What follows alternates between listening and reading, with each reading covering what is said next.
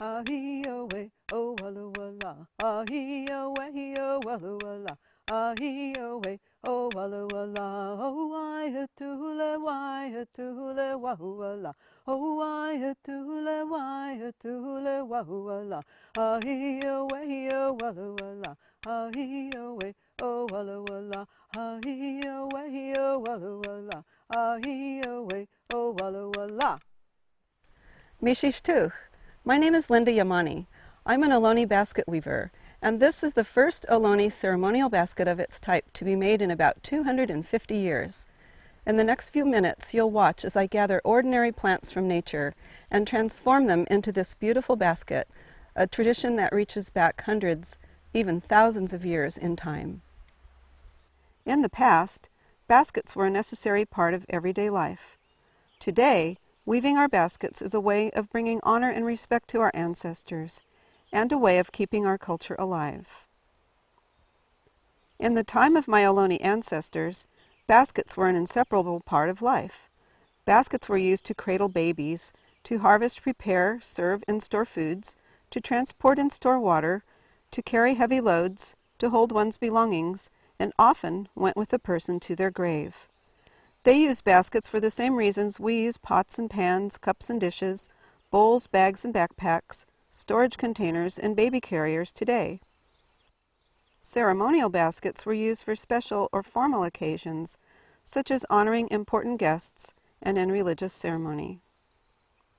My Rumsen-Ohlone ancestors had been living in villages in Monterey and Carmel Valley for several thousand years before the Spanish and other Europeans came to California. That's when their way of life changed forever. Over the years, many traditions were abandoned or forgotten in our families, including basket making.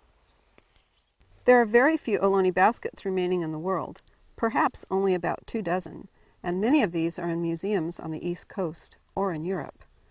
When I wanted to learn how to make our baskets, I had to work really hard to find them so I could see what they look like, how they were made, and what plant materials they were made of. Over the years, I eventually tracked them down and traveled to visit many of them in order to study and photograph them, measuring and counting and learning everything I could. Since there were no Ohlone basket weavers alive to teach me, I would have to figure it out on my own. When most people think about what it takes to make a basket, they think only of the weaving itself. But a lot of hard work must be done before the weaving can ever begin. First, the proper plants must be gathered. And in today's world, it's not always easy to find these plants. Ohlone baskets are made primarily of willow shoots and sedge rhizomes. Bulrush or bracken fern runners are also used to weave the dark patterns of some baskets. The willow shoots used in Ohlone baskets must be straight and smooth without any side branches or insect damage. The species used are arroyo willow and gray willow, because both have a fine inner pith. After harvesting, the bark is stripped off and the sticks are tied into bundles to keep them straight while they dry for 6 months or more. Before my willow sticks are ready for weaving, I have to scrape each one with a sharp knife to make the diameter equal from one end to the other. The second plant I use to make this basket is sedge, called hui hui in our language. The part of the sedge plant that is used for baskets grows beneath the ground. Sedge plants send out long runners called rhizomes that connect one plant with another. These runners must be carefully dug out of the ground. I'm careful not to destroy the plants or take too many. It's important to show respect for the plants and for the earth. After digging, I close up the ground and say "shududu," which means thank you and blessings in my Rumsen-Ohlone language. Then I sing a special song to honor the sedge plants.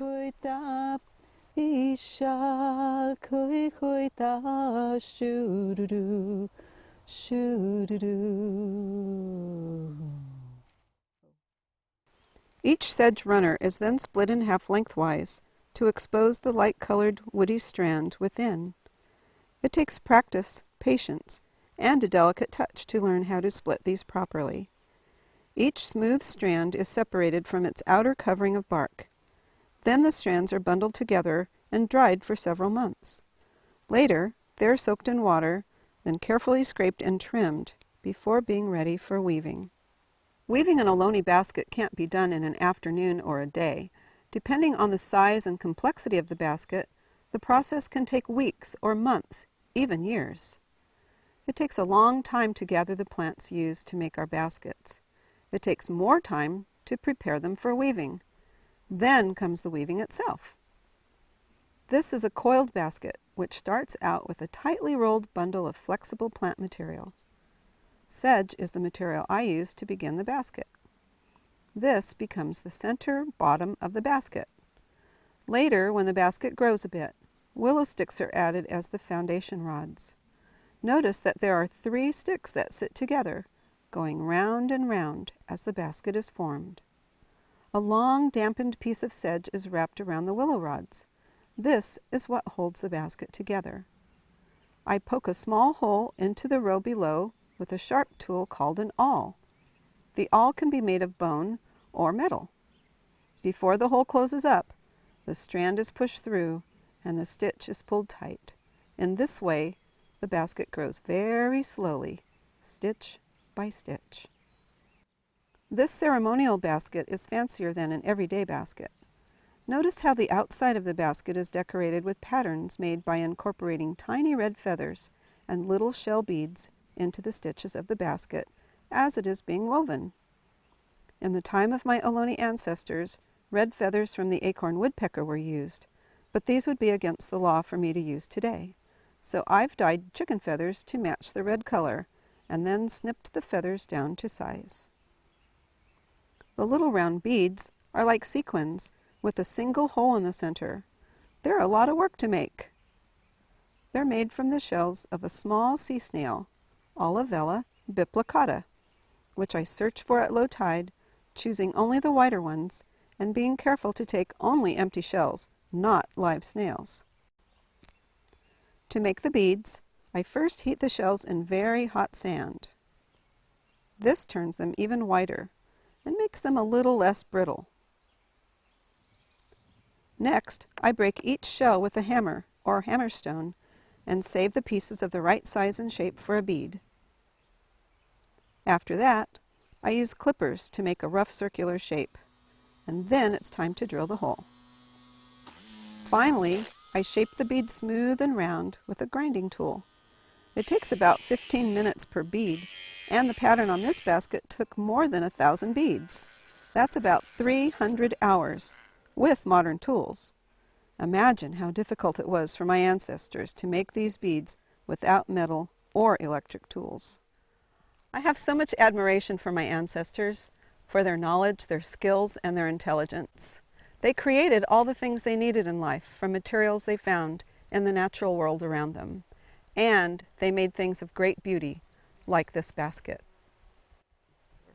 I gather my basket sticks and roots along the Carmel River near my ancestral village, and know that my great-grandmothers and great-aunties gathered their basket materials in the same places before me. When I make the little olivella beads, I know that my great-grandfathers and great-uncles also made them with their hands before me. They walked on the same earth and the same ocean beaches before me, and now I'm honored to follow in their footsteps, these many years later, keeping their traditions and their memory alive. Onakuewena, onakuewena, eya que salala, eya que salala. Onakuewena, onakuewena, eya que salala, eya que salala. Onakuewena, onakuewena, eya que salala, eya que salala.